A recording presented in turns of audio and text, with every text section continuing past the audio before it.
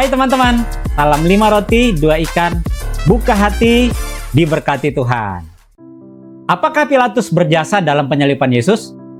Bukankah karena keputusan Pilatus, maka Yesus dapat mati di kayu salib, dan dengan demikian, dia bisa mengampuni dosa-dosa kita? Coba bayangkan, seandainya Pilatus ngotot tidak mau menyalibkan Yesus. Gagal deh misi Yesus di dunia, dan tidak ada pengampunan dosa bagi kita. Apakah Pilatus berjasa? Apakah kita harus berterima kasih pada Pilatus? Teman-teman, keputusan Pilatus untuk menyalibkan Yesus sudah ada di dalam rencana Allah yang kekal. Sebab sesungguhnya telah berkumpul di dalam kota ini Herodes dan Pontius Pilatus beserta bangsa-bangsa dan suku-suku bangsa Israel melawan Yesus, hamba-Mu yang kudus, yang Engkau urapi, untuk melaksanakan segala sesuatu yang telah Engkau tentukan dari semula oleh kuasa dan kehendak-Mu. Ayat ini mengajarkan kepada kita bahwa peristiwa penyaliban Yesus bisa dilihat dari dua perspektif, yaitu yang pertama, perspektif teologis. Penyaliban Yesus memang ketetapan Allah. Yesus lahir ke dunia memang untuk mati, tapi bukan mati dilempari, mati tenggelam, mati ditembak, mati dipenggal, mati digebuki, atau mati karena stroke, teman-teman. Tapi karena mati disalib. Yesus tidak mungkin dihukum mati oleh Herodes, karena Herodes tidak berwenang untuk menyalibkan Yesus. Salib adalah bentuk hukuman bangsa Romawi, dan hanya pejabat Romawi yang bisa memerintahkan penyaliban. Siapakah pejabat Romawi yang berwenang menyalibkan Yesus di daerah itu? Hanya Pilatus. Yesus harus divonis oleh Pilatus. Tapi pertanyaannya adalah, mengapa kematian Yesus harus dengan cara penyaliban? Ini sangat terkait dengan perjanjian lama, teman-teman. Dan tentang ini, saya tidak bahas di video ini. Yang kedua adalah perspektif humanis. Keputusan penyaliban Yesus adalah sepenuhnya milik Pilatus. Jika Pilatus ditanya, mengapa kamu memutuskan hal itu? Maka Pilatus tidak mungkin menjawab, ini adalah ketetapan Allah. Dia akan bilang, ini keputusan saya dengan banyak pertimbangan. Saya harus menjaga keamanan dan ketertiban di wilayah saya. Saya harus menjaga karir politik saya. Saya harus menjaga nyawa saya dari murka kaisar.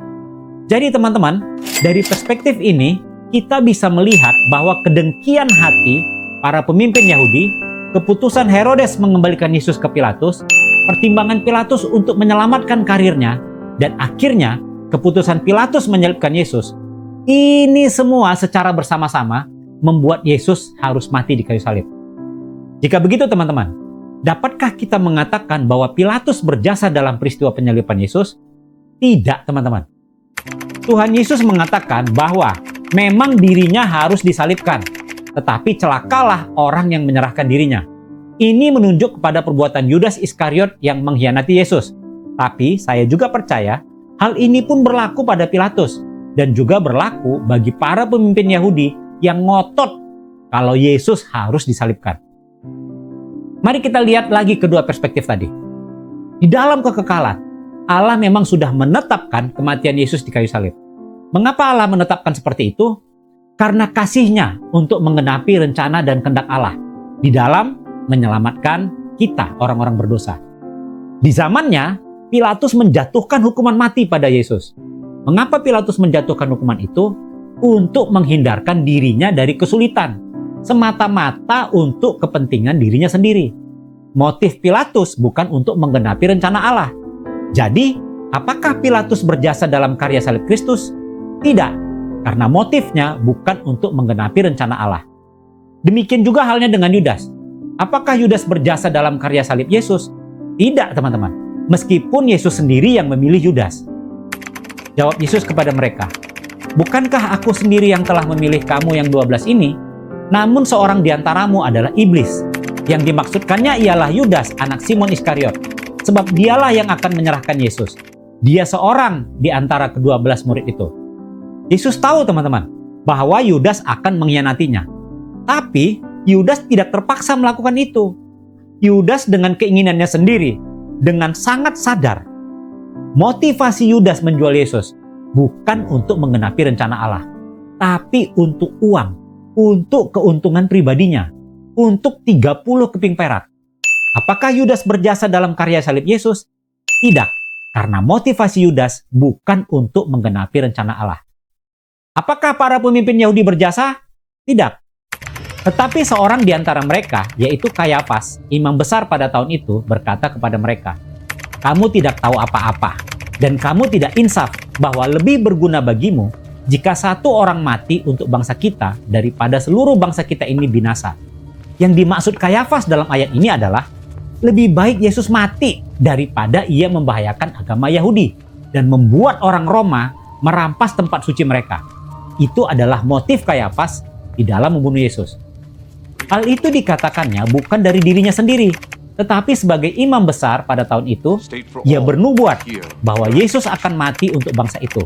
Dan bukan untuk bangsa itu saja, tetapi juga untuk mengumpulkan dan mempersatukan anak-anak Allah yang tercerai-berai.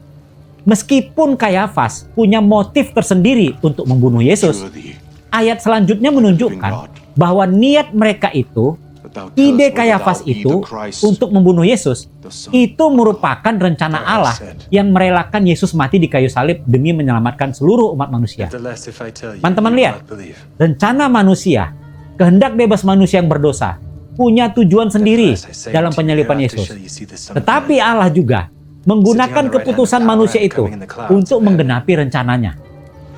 Apakah Yudas dipaksa untuk mengkhianati Yesus? Tidak, dia melakukannya dari dalam dirinya sendiri. Tapi, apakah pengkhianatan Yudas sesuatu yang kebetulan? Tidak, karena pengkhianatan Yudas itu ada di dalam rencana Allah. Demikian juga dengan Pilatus dan para pemimpin agama Yahudi. Mereka tidak dipaksa Allah kok, tapi perbuatan mereka ada di dalam rencana Allah. Apakah Yudas, Pilatus, dan para pemimpin agama Yahudi berjasa? Tidak, teman-teman. Sedikit pun tidak. Mengapa? Karena motivasi mereka bukan untuk menggenapi rencana Allah. Mereka punya agenda mereka sendiri di dalam penyaliban Yesus. Meskipun agenda mereka itu dipakai oleh Allah untuk menggenapi agendanya Allah. Wah, di sini luar biasanya, teman-teman. Ini adalah misteri bagaimana free will dan sovereignty of God, bagaimana kehendak bebas manusia dan kedaulatan Allah berjalan bersama-sama untuk menggenapi seluruh ketetapan Allah. Salam 5 roti, 2 ikan, buka hati, diberkati Tuhan. Sampai bertemu lagi, teman-teman. Tapi pertanyaannya adalah, mengapa kematian Yesus harus dengan Apakah Yudas, Pilatus, para pemimpin agama Yahudi